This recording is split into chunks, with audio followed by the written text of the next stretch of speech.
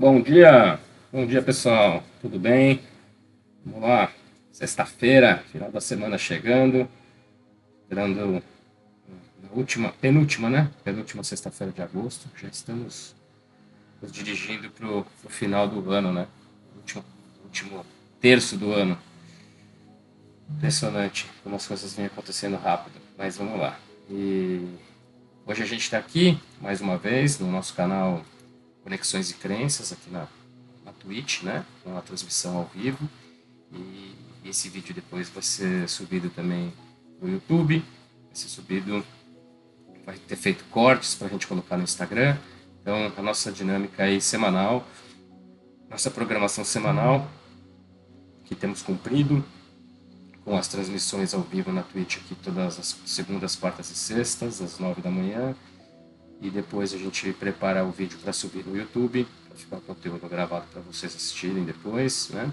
E também para a gente poder fazer alguns cortes e colocar no Instagram, para vocês divulgarem, compartilharem e pegarem essas pílulas aí ao longo da semana, ao longo dos dias, tá bom? Então, quero agradecer esse é o canal mais uma vez Conexões e Crenças, eu sou Marcelo Murim, caso alguém ainda não saiba, né?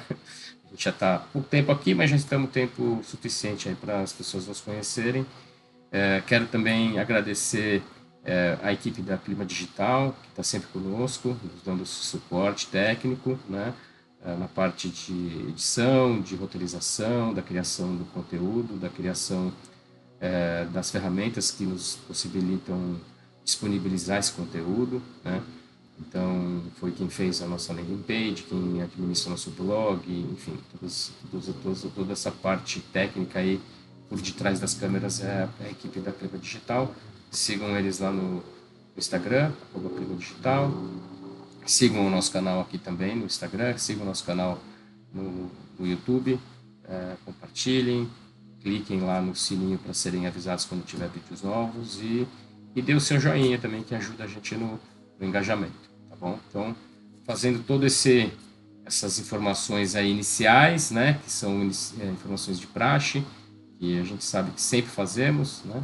Então, para reforçar o crescimento aí e a chegada de novos amigos, né? Novas pessoas aí que estejam interessadas aí no conteúdo do nosso canal e que queiram contribuir, ajudar e aprender junto conosco. Porque aqui é um espaço de aprendizagem, né? É um espaço de autoconhecimento, de conexão com o todo, né? Então somos aqui meras ferramentas e aprendizes, tá bom? É isso. Vou tomar um gole d'água. A gente fala bastante. Para a gente começar a leitura. Sexta-feira é o dia do Livro dos Espíritos, né? Sexta-feira é o dia que a gente faz a leitura, a gente está fazendo a leitura do Livro dos Espíritos. A gente está na introdução ainda, a introdução é relativamente longa, né? Como eu já disse, a introdução ela foi escrita por Kardec, né? O Livro dos Espíritos não, foi escrito pelos Espíritos, né? E Kardec organizou, codificou. A introdução foi escrita por ele, que explica como é que ele fez a obra, como é que a obra se deu, como é que foi desenvolvida essa obra, ok? Mas as explicações estão nos vídeos anteriores. Então pega lá os vídeos do comecinho que eu explico bastante como é que foi o método que Kardec utilizou para escrever e ele mesmo depois explicando como é que as coisas se deram, né? As pessoas que foram contra, enfim, como é que os espíritos se manifestavam e como é que ele organizou as coisas. Mas a gente não terminou ainda, estamos ainda na parte da introdução. Então vamos lá, pessoal. A gente está na introdução, na parte 13, ok? Vou dar início aqui. As observações acima nos levam a dizer algumas palavras de uma outra dificuldade. A divergência que existe na linguagem dos espíritos. Os espíritos sendo muito diferentes um dos outros, sob o ponto de vista dos conhecimentos e da moralidade, é evidente que a mesma questão pode ser resolvida no sentido oposto, segundo a posição que eles ocupam, absolutamente como se ela fosse colocada entre os homens, alternativamente a um sábio, a um ignorante ou a um mau gracejador. ponto essencial, já o dissemos, é saber a quem é dirigida. Mas acrescenta-se como ocorre que os espíritos reconhecidos por seres superiores não estejam sempre de acordo. Diremos primeiro que, independentemente da causa que assinalamos, há outras que podem exercer uma certa influência sobre a natureza das respostas, abstração feita da qualidade dos espíritos. Este é um ponto capital, cujo estudo dará a explicação. Por isso, dizemos que esses estudos requerem uma atenção firme, uma observação profunda e, sobretudo, como de resto todas as ciências humanas, continuidade e perseverança. São precisos anos para fazer um médico medíocre e os 3/4 da vida para fazer um sábio. E sequer em algumas horas adquirir a ciência do infinito. Portanto, não nos enganemos. O estudo do Espiritismo é imenso, toca em todas as questões da metafísica e da ordem social, e é todo um mundo que se abre diante de nós. Ou seja, ele está dizendo aqui que como qualquer ciência, existe uma profundidade, existe tempo, existe estudo, existe dedicação para que se evolui e se aperfeiçoe. Né? Então, é um pouco da nossa proposta aqui do canal, né? Aprofundar no estudo. Deve se espantar que é preciso de tempo, muito tempo, para adquiri-lo? A contradição, aliás, não é sempre tão real como pode parecer. Não vemos todos os dias homens que professam a mesma ciência variar na definição que dão de uma coisa, seja porque empregam termos diferentes, seja porque a examinam sob um ponto de vista, ainda que a ideia fundamental seja sempre a mesma. Que se conte, se possível, o número de definições que deram da gramática. Acrescentemos ainda que a forma da resposta depende frequentemente da forma da pergunta. Haveria, pois, puerilidade em procurar uma contradição onde não há, mais frequentemente, senão uma diferença de palavras. Os espíritos superiores não se prendem de modo algum à forma. Para eles, o fundo do pensamento é tudo. Então, ele está dizendo aqui que, por mais que as informações elas são obtidas de pontos de vista diferentes, muitas vezes, né? Pela experiência do cientista ou do espírito, pela forma com que a pergunta é feita. Tem uma série de variáveis aí. Tomemos, por exemplo, a definição da alma. Esta palavra, não tendo acepção fixa, os espíritos podem, pois, como nós, diferir na definição que dão. Um poderá dizer que ela é o princípio da vida. Outro chamá-la centelha anímica. Um terceiro dizer que ela é interna. Um quarto que ela é externa, etc. E todos terão razão do seu ponto de vista. Poder-se-ia mesmo crer que dentre eles alguns professam teorias materialistas e todavia não ser assim. Ocorre o mesmo em relação a Deus. Ele será o princípio de todas as coisas, o Criador do universo, a soberana inteligência, o infinito, o grande espírito, etc, etc. E, em definitivo, será sempre Deus. Citamos, enfim, a classificação dos espíritos. Eles formam uma sequência ininterrupta, desde o grau inferior ao grau superior. A classificação é, pois, arbitrária. Um poderá dar-lhe 3 classes, outro 5, 10 ou 20 à vontade, sem estar por isso em erro. Todas as ciências humanas, a esse respeito, nos oferecem o exemplo. Cada sábio tem seu sistema e os sistemas mudam, mas a ciência não muda.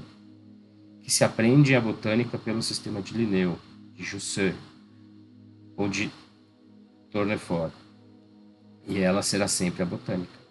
Cessemos, pois, de dar às coisas de pura convenção mais importância do que merecem, para nos prender aquilo que é verdadeiramente sério e, frequentemente, a reflexão fará descobrir naquilo que parece o mais contraditório uma semelhança que havia escapado a um primeiro exame. Então, interessante, né? É um ponto de vista que é importante a gente ter em mente, né? Que, independente da forma, né? O espiritismo é o espiritismo, independente de quem traz a informação, de qual espírito que traz a informação.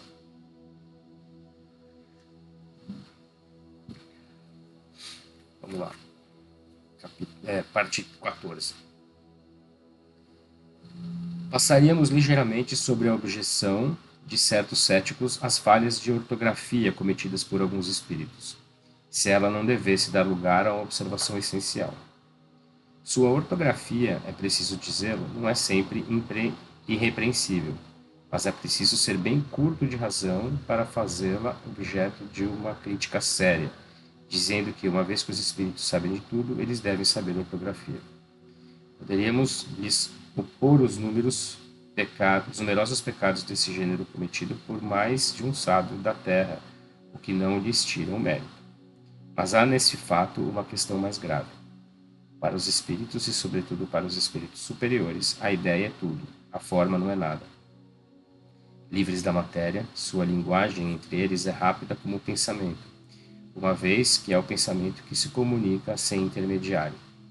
Eles devem, pois, se encontrarem desacomodados, quando são obrigados para se comunicarem conosco, e se servir das formas longas e embaraçosas da linguagem humana, e, sobretudo, da insuficiência e da imperfeição dessa linguagem, para exprimir todas as ideias. É o que eles mesmos dizem. Também é curioso ver os meios que eles empregam, frequentemente para atenuar esse inconveniente. Seria o mesmo conosco se tivéssemos que nos exprimir numa língua mais extensa em suas palavras e em suas expressões, e mais pobre nessas expressões do que aquela que usamos. É o embaraço que experimenta o homem de gênio, impacientando-se com a lentidão de sua pena, que está sempre aquém do seu pensamento. Concebe-se, depois disso, que os espíritos liguem pouca importância à pluralidade da ortografia, quando se trata, sobretudo, de um ensinamento grave e sério. Já não é maravilhoso, aliás, que eles exprimam indiferentemente em todas as línguas e as compreendam todas? Não é preciso concluir-se disso, todavia, que a correção convencional da linguagem lhe seja concedida, lhe seja expungida. De novo, vou passar para a frase.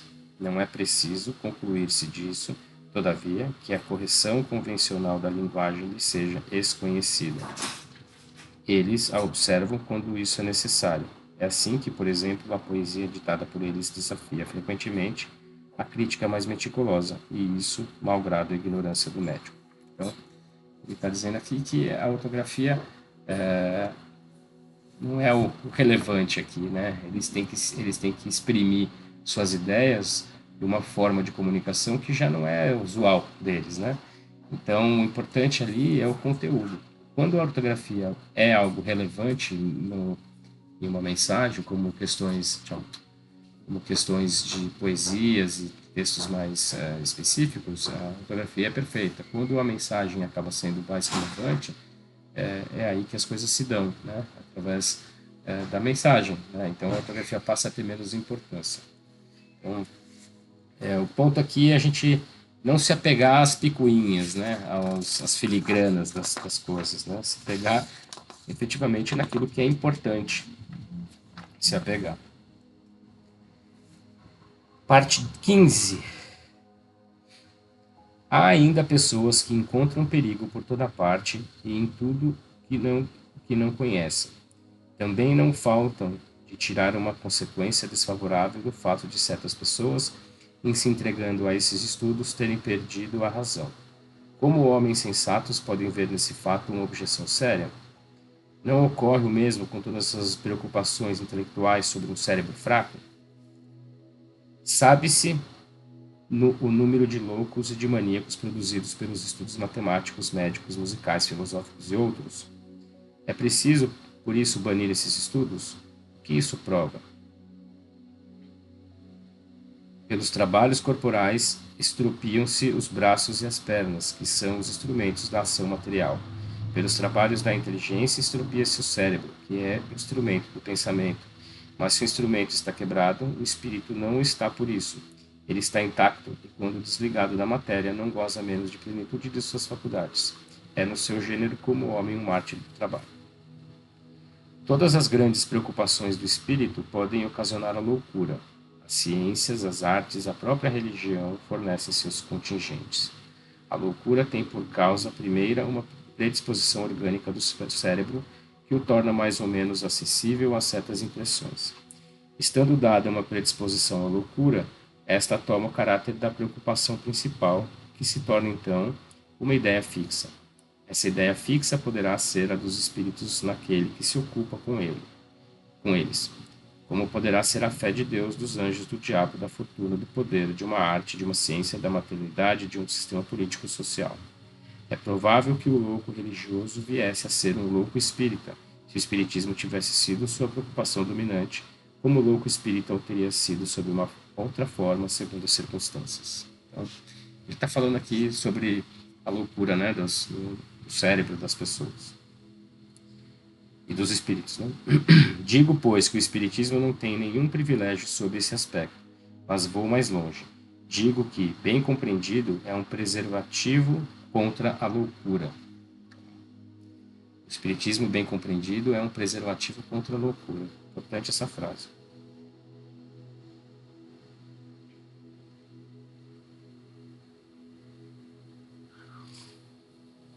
Entre, entre as causas mais numerosas da superexcitação cerebral, é preciso contar as decepções, os desgostos, as afeições contrariadas, que são, ao mesmo tempo, as causas mais frequentes de suicídio. Ora, o verdadeiro espírita vê as coisas deste mundo de um ponto de vista bastante elevado. Elas lhe parecem tão pequenas, tão mesquinhas diante do futuro, que o espera.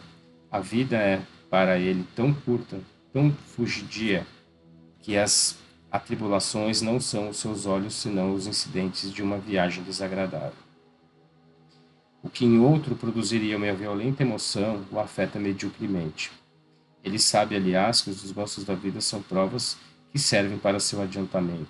Se as suporta sem murmurar, porque será recompensado segundo a coragem com a qual as tenha suportado. Suas convicções lhe dão, pois, uma resignação que o preserva do desespero e, por conseguinte, de uma causa permanente de loucura e de suicídio. Ele sabe, por outro lado, pelo espetáculo que lhe dão as comunicações com os espíritos, a sorte daqueles que abreviam voluntariamente os seus dias. A esse quadro é o bastante para fazer refletir. Tanto o número daqueles que se detiveram sobre essa inclinação funesta é considerável.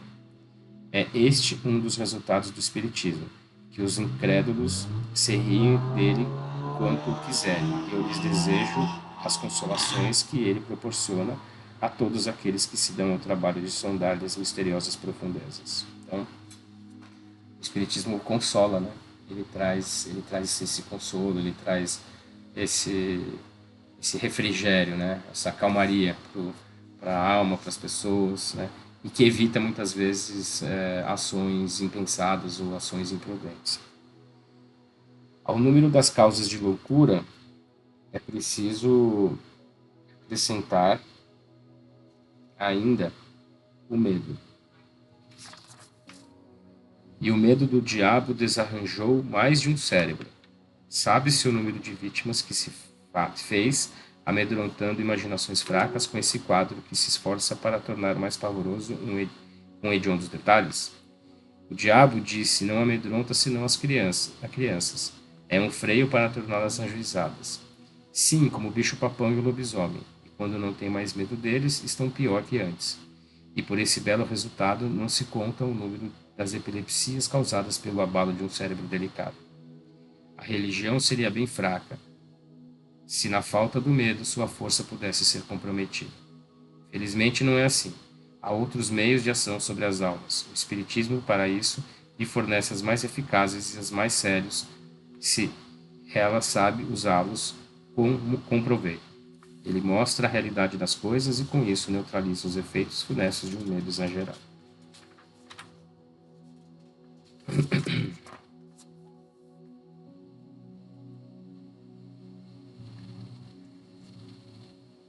Então, essa parte aqui ele fala, né, sobre essa questão da loucura, dos medos, né, e de quanto que o espiritismo pode ajudar as pessoas que estão nesses processos de autodestruição, né, de, de questões mentais, muitas vezes, né.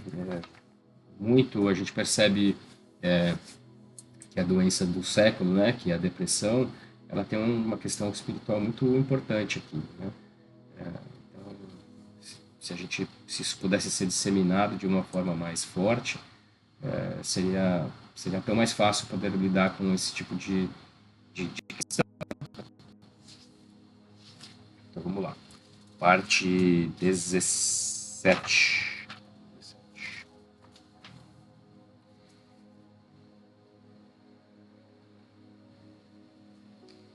Resta-nos examinar duas objeções, as únicas que merecem verdadeiramente esse nome, porque estão baseadas sobre teorias racionais.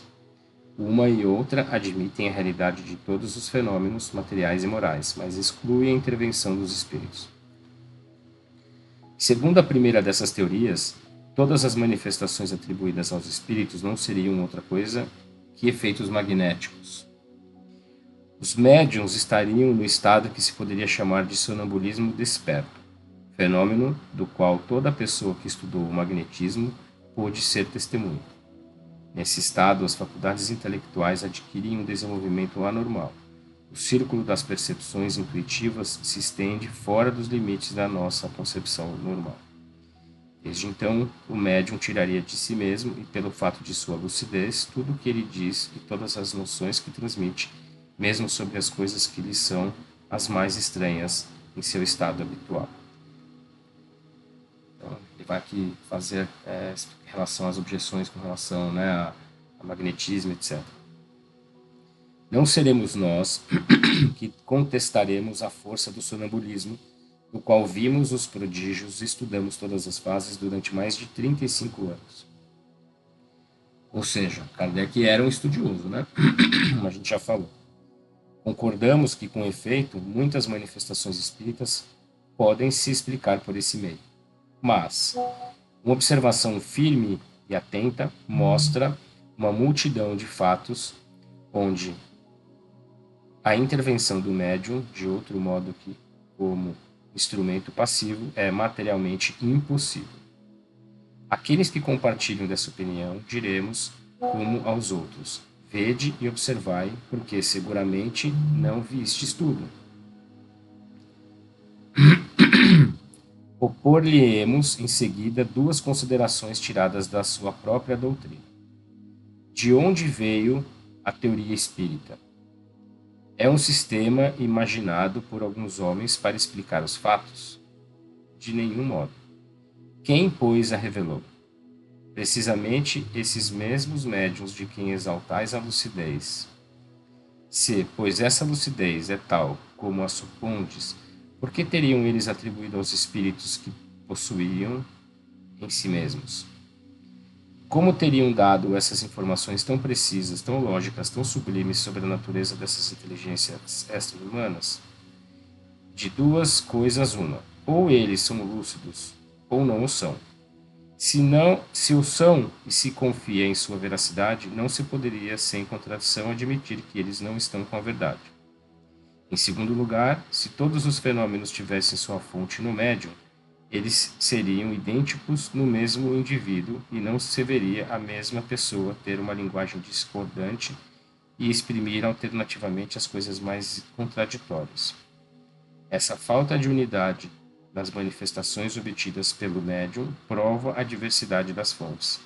Se, pois, não se pode encontrar todas no médium, é preciso procurá-las fora dele. Então, ele tá contextualizando, né? Segundo outra opinião, o médium é a fonte das manifestações, mas em lugar de as tirar de si mesmo, assim como pretendem os construtores da teoria sonambúlica, ele as tira do meio ambiente. O médium seria assim uma espécie de espelho refletindo todas as ideias, todos os pensamentos e todos os conhecimentos das pessoas que o cercam. Ele não diria nada que não fosse conhecido pelo menos de alguns. Não se poderia negar, e isso é mesmo um princípio da doutrina, a influência exercida pelos assistentes sobre a natureza das manifestações. Mas essa influência é diferente daquele que se supõe existir. E daí a que o médium seja o eco de seus pensamentos a uma grande distância, porque milhares de fatos estabelecem peremptoriamente o contrário. Há nisso, pois, um erro grave que prova, uma vez mais, o perigo das conclusões prematuras. Essas pessoas, não podendo negar a existência de um fenômeno do qual a ciência vulgar não pode se aperceber, e não querendo admitir a presença dos espíritos, o explicam a seu modo. Sua teoria seria sutil se ela pudesse abraçar todos os fatos, mas não é assim. Quando se lhes demonstra até a evidência que certas comunicações do médium são completamente estranhas aos pensamentos, aos conhecimentos, às próprias opiniões dos assistentes, que essas comunicações são frequentemente espontâneas e contradizem todas as ideias preconcebidas, eles não ficam atrás por tão pouca coisa. A irradiação, dizem eles, se expande muito além do círculo imediato que nos cerca. O médium é o reflexo da humanidade inteira, de tal sorte que, se ele não aure suas inspirações no ambiente, vai procurá-las fora, na cidade, no país, em todo o globo e mesmo em outras esferas. Não penso que se encontre nessas teorias uma explicação mais simples e mais provável que aquela do Espiritismo, porque ela supõe uma causa bem mais maravilhosa. A ideia de que seres povoam os espaços e que, estando em contato permanente conosco, nos comunicam seus pensamentos, nada tem que choque mais a razão que a suposição dessa irradiação universal de todos os pontos do universo se concentrar no cérebro de um indivíduo. Bem, a gente percebe que tem uma complexidade no pensamento dele, né? Afinal de contas, ele não era uma pessoa simples, né? Era um cientista, um estudioso, uma pessoa que trazia uma bagagem, um conhecimento bastante profundo. Ainda uma vez, e está aí um ponto capital sobre o qual não poderíamos insistir muito.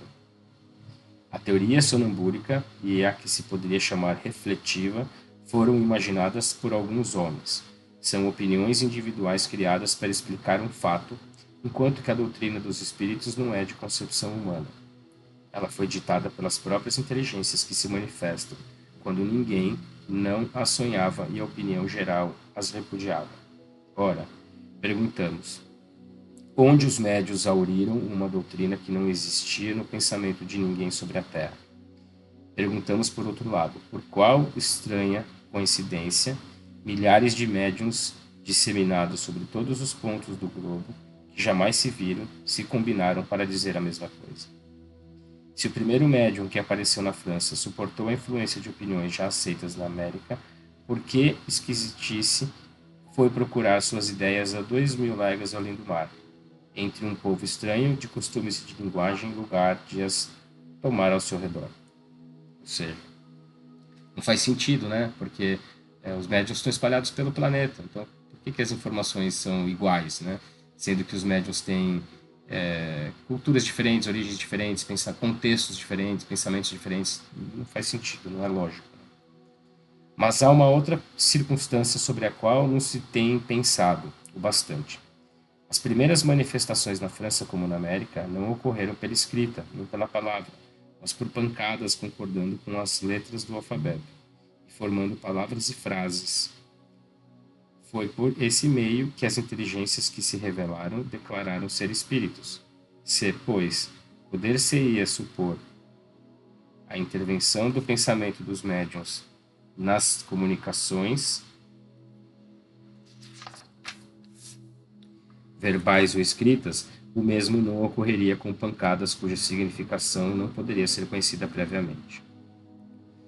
Poderíamos citar numerosos fatos que demonstram na inteligência que se manifesta uma individualidade evidente e uma independência absoluta de vontade.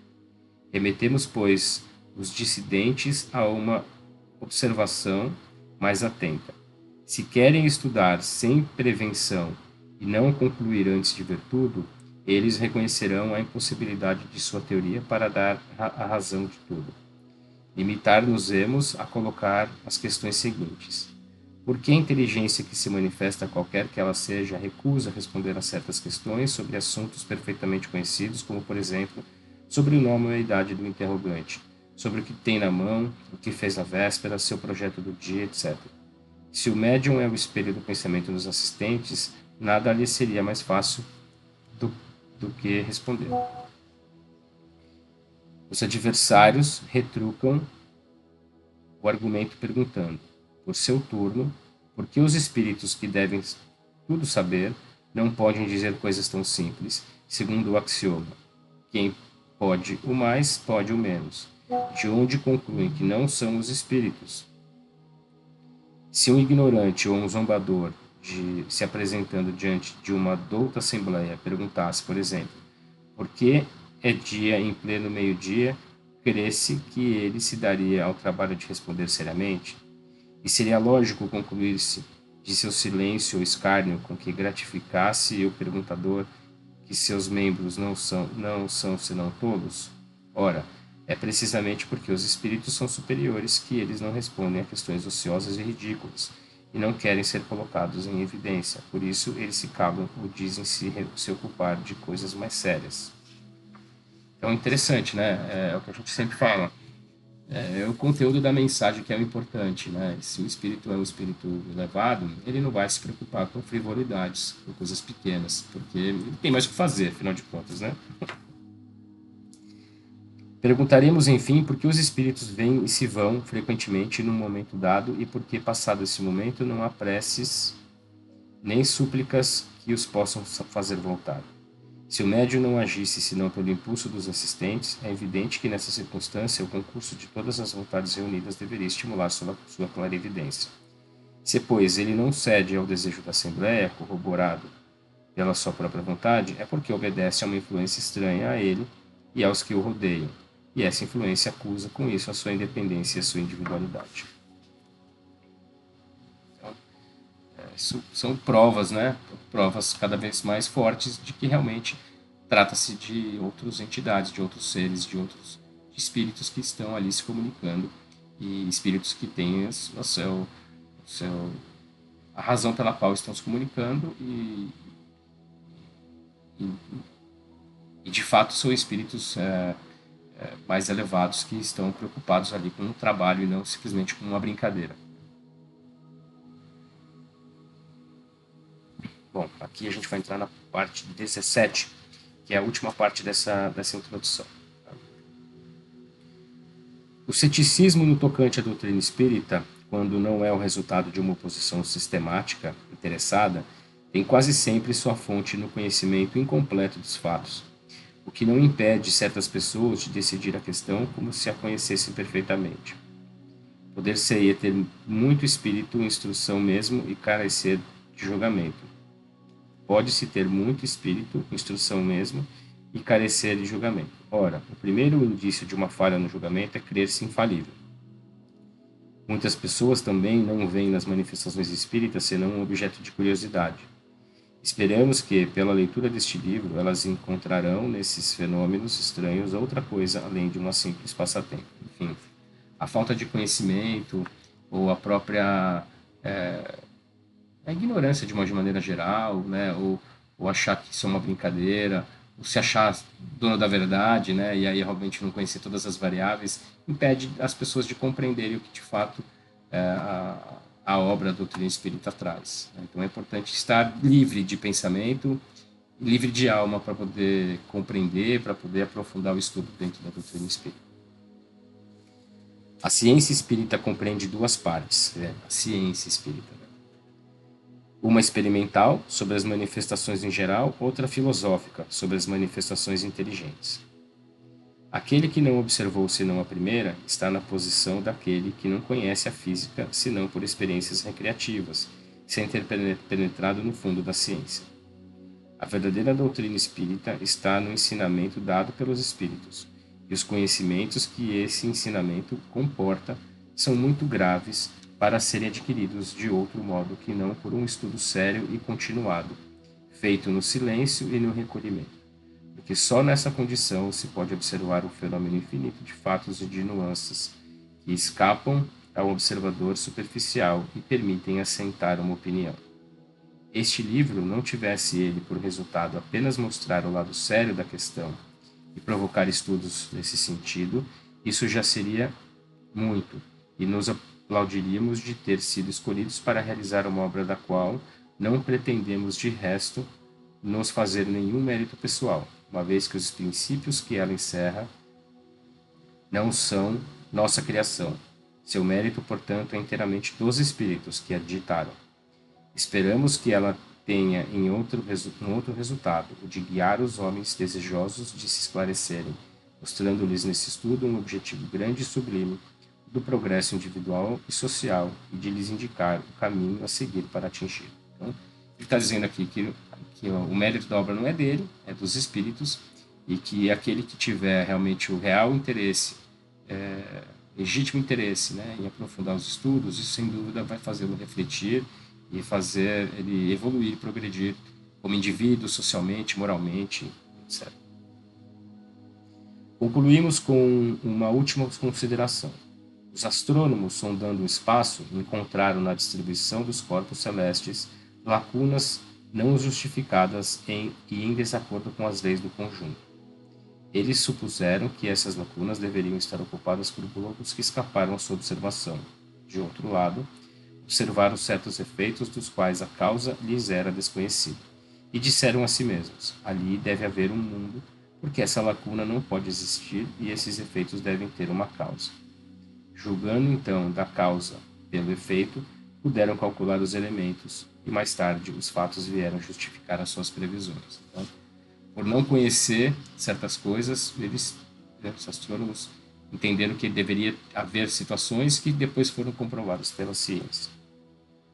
Apliquemos esse raciocínio a uma outra ordem de ideias. Se observar a série dos seres, verifica-se que eles formam uma cadeia sem solução de continuidade, desde a matéria bruta até o homem mais inteligente. Mas entre o homem e Deus, que é o alfa e o ômega de todas as coisas, que imensa lacuna! É racional pensar que nele terminam os anéis dessa cadeia? Que ele transponha sem transição a distância que o separa do infinito? A razão nos diz que entre o homem e Deus deve haver outros escalões, como disse os astrônomos que entre os mundos conhecidos devia haver mundos desconhecidos. Qual é a filosofia que preencheu essa lacuna? O Espiritismo nos mostra ocupada pelos seres de todas as posições do mundo invisível, e esses seres não são outros senão os espíritos dos homens que atingiram os diferentes graus que conduzem à perfeição. Então, tudo se liga, tudo se encadeia, desde o alfa até o ômega. Vós, que negais a existência dos espíritos, preenchei, pois, o vazio que eles ocupam. E vós, que rides deles, ousai rir das obras de Deus e de sua onipotência. Ou seja, que ele dá uma provocada, né? De fato, a lógica nos mostra, né? Então, como ele diz, se existe uma evolução entre os animais, né, do mais primitivo ao homem, e a gente sabe a distância que há entre esse animal mais primitivo e o homem, e entendendo que há uma distância entre o homem e Deus, que é gigante, né? Por que não existe nada entre Deus, entre o homem e Deus? Certamente há de haver, né? Uma, uma cadeia aí, né? Uma corrente evolutiva, né? Do homem até o infinito, que é Deus, que é o ser supremo, né? Então, por isso que a gente fala, né, que a doutrina espírita ela tem lógica, né? Nada que não tem lógica faz parte do espiritismo. Tudo que o espiritismo traz, ele enseja numa lógica que possa ser explicada, né? Não existe no espiritismo dogmas, né? É porque Deus quis, né? Se não faz sentido, não está dentro do espiritismo, né? Se está dentro do espiritismo é porque faz sentido e tem lógica. Então, muito interessante essa parte inicial, né, da introdução do Kardec. Tem uma outra parte aqui que chama Prolegômenos. Se a gente lê agora, se a gente começa na semana que vem.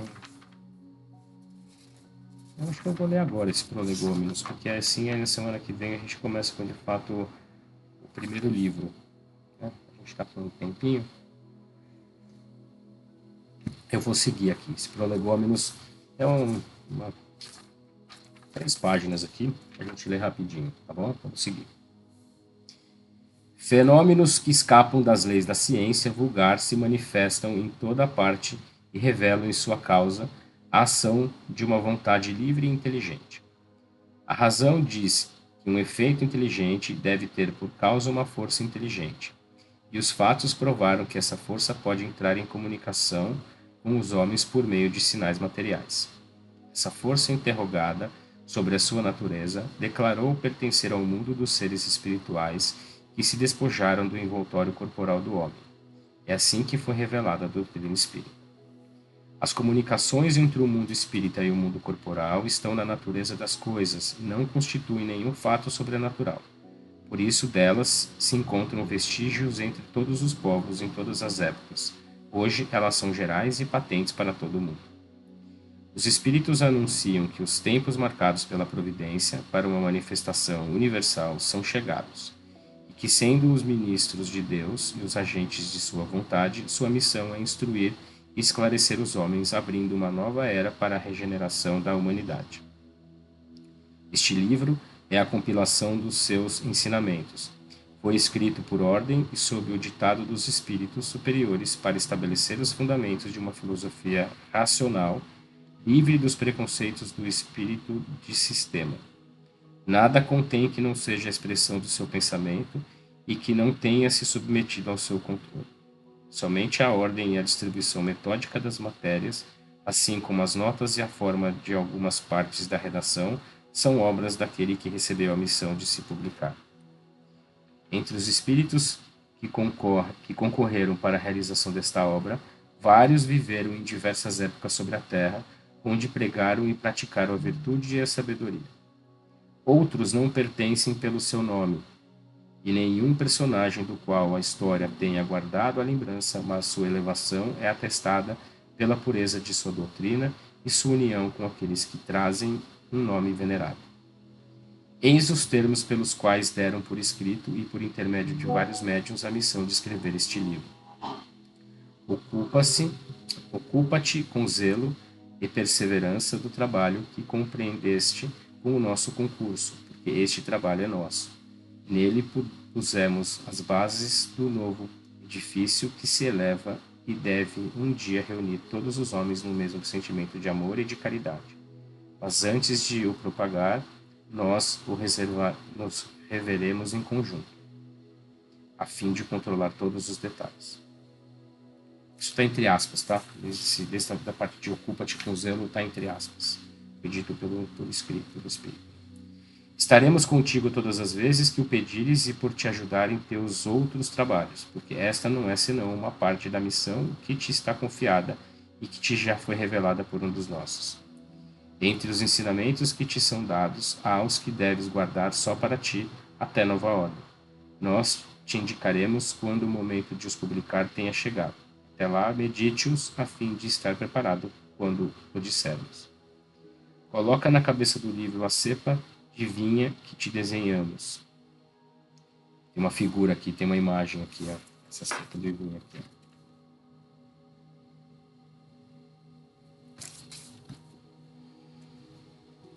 Porque ela é o emblema do trabalho do Criador. Todos os princípios materiais que podem melhor representar o corpo e o espírito nela se encontram reunidos. O corpo é a cepa, o espírito é o licor. A alma ou o espírito unido à matéria é o grão. O homem quintessencia o espírito pelo trabalho e tu sabes que não é senão pelo trabalho do corpo que o espírito adquire conhecimentos. Não te deixes desencorajar pela crítica. Encontrarás contraditores obstinados, sobretudo entre as pessoas interessadas nos abusos. Encontrá-los-ás mesmo entre os espíritos, porque os que não estão completamente desmaterializados procuram frequentemente semear a dúvida por malícia ou por ignorância. Mas prossegue sempre. Crê em Deus e caminha com confiança. Aqui estaremos para te sustentar. Está próximo o tempo em que a verdade brilhará por toda parte. A vaidade de certos homens que creem tudo saber e querem tudo explicar à sua maneira fará nascer opiniões dissidentes. Mas todos aqueles que tiverem em vista o grande princípio de Jesus se confundirão no mesmo sentimento de amor ao bem e se unirão por um laço fraternal que abrangerá o mundo inteiro. Eles deixarão de lado as miseráveis disputas de palavras para não se ocupar senão das coisas essenciais. E a doutrina será sempre a mesma, quanto ao fundo, para todos aqueles que receberão as comunicações dos espíritos superiores. É com a perseverança que chegarás ao recolher, é com perseverança que chegarás a recolher o fruto do teu trabalho. O prazer que experimentarás vendo a doutrina se propagar e ser compreendida, te será uma recompensa da qual conhecerás todo o valor, talvez mais no futuro que no presente. Não te inquietes, pois, com as sarças e as pedras que os incrédulos ou os maus semearão sobre teu caminho. Conserva a confiança. Com a confiança tu chegarás ao fim e merecerás ser sempre ajudado. Lembra-te de que os bons espíritos não assistem senão aqueles que servem a Deus com humildade e desinteresse e repudiam a qualquer que procure no caminho do céu um degrau para as coisas da terra. Eles se distanciam do orgulho e do ambicioso. O orgulho e a ambição serão sempre uma barreira entre o homem e Deus. É um véu atirado sobre a claridade celeste, e Deus não pode servir ao cego por fazer compreender a luz. Então, esse é um texto que foi passado para Kardec, né? Que serve para todos nós, né? Que muitas vezes queremos apresentar, mostrar a doutrina espírita, que ainda hoje, depois de mais de quase 200 anos da codificação, ainda é muito atacada, ainda existe um preconceito grande. Não é tão atacada quanto já foi, né? Hoje em dia já ela é mais aceita, mas ainda existe um preconceito bem grande a respeito da doutrina espírita. Então aqui tem alguns espíritos que assinam essa mensagem, né? Que é São João Evangelista, Santo Agostinho, São Vicente de Paulo, São Luís, o Espírito de Verdade, Sócrates, Platão, Fenelon, Franklin, Swedenborg, etc. São espíritos que ajudaram na composição dessa obra através das mensagens que foram trazidas. Então é isso. Então, encerramos aqui esse Prolegômenos, né? E a partir da semana que vem a gente começa de fato aqui nas perguntas. É um livro de perguntas e respostas. A gente começa com a primeira pergunta a partir da sexta-feira que vem. Vou encerrando aqui a transmissão de hoje. Agradeço aí a presença de todos que estiveram conosco aqui nessa leitura, aqueles que vão assistir depois e vão acompanhar pelo YouTube, aqueles que vão ver os cortes no Instagram. Sigam o nosso canal no YouTube, Conexões e Crenças, sigam o nosso canal no Instagram, Conexões e Crenças, e sigam a Clima Digital, que é o nosso parceiro nesse projeto aqui, que está só começando, né? Temos muito aqui a evoluir, temos muito a crescer, muito a acrescentar. Uma ótima sexta-feira a todos, um excelente final de semana, e segunda-feira a gente está de volta. Vamos em frente.